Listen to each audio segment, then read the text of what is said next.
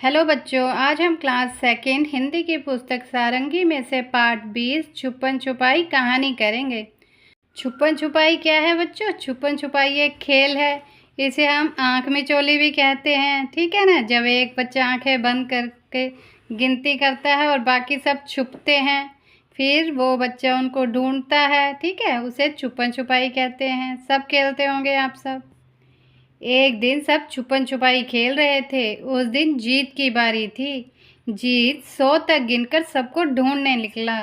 तो एक दिन सब बच्चे क्या खेल रहे थे? छुपन छुपाई। और किसकी बारी थी? जीत की। और जीत 100 तक गिनते गिन के सबको ढूंढने निकल गया।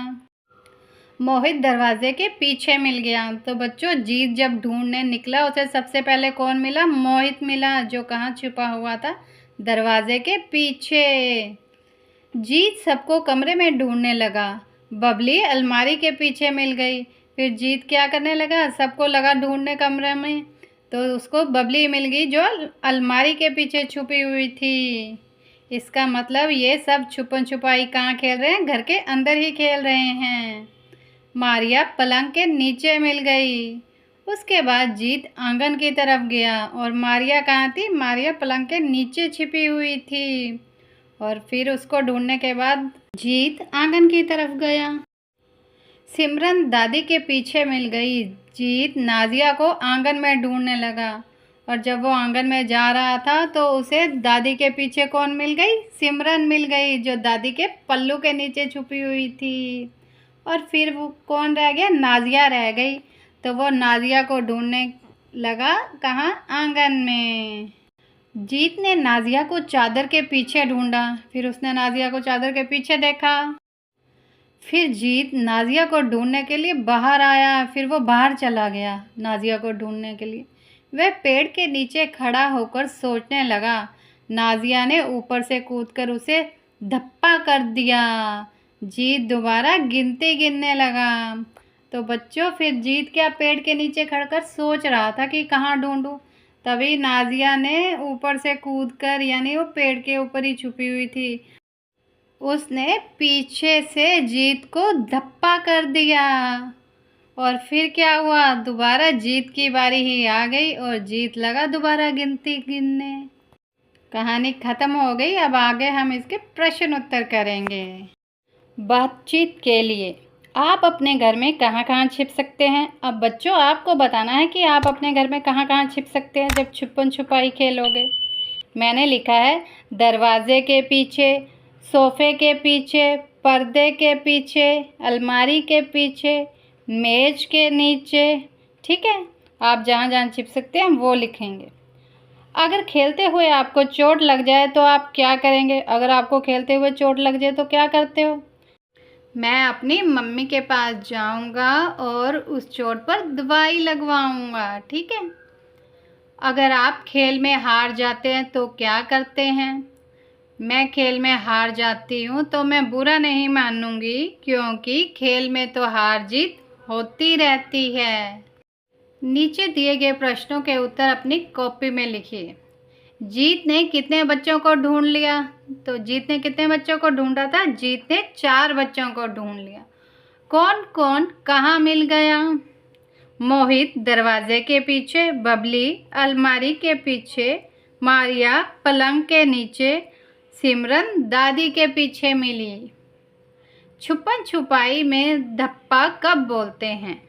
जब छुपा हुआ बच्चा छुप छुप कर चुपके से बारी देने वाले बच्चे को उसकी पीठ पर आकर धप्पा बोलते हुए हाथ लगाता है, ठीक है।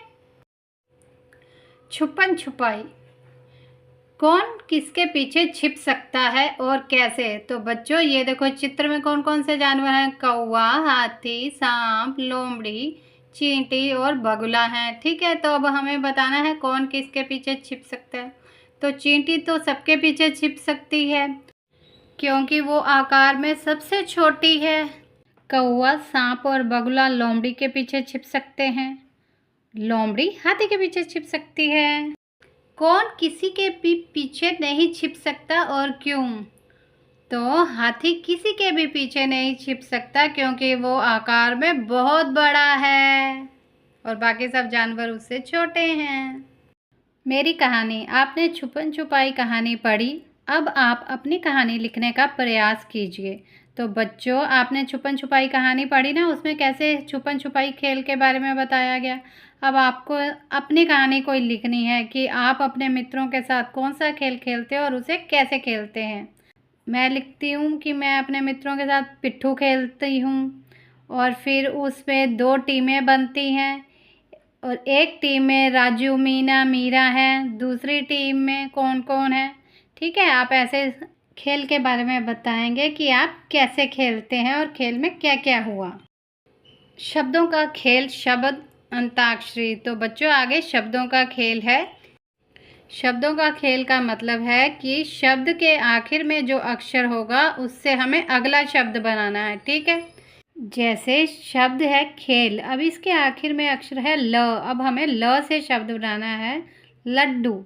ड से हम बनाएंगे डफली। अब डफली के आखिर में शब्द है ल से हमने बनाया लड़का।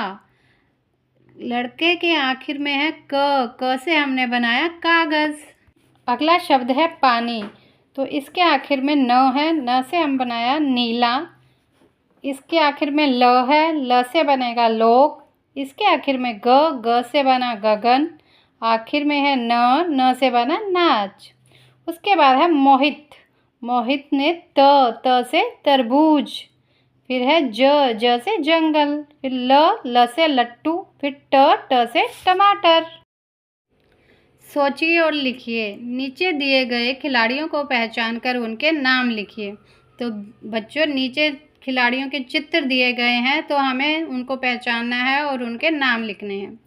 सबसे पहला जो चित्र है उनका नाम है मैरी कॉम, ये एक बॉक्सर हैं। दूसरे नंबर पे जो चित्र है उनका नाम है नीरज चोपड़ा।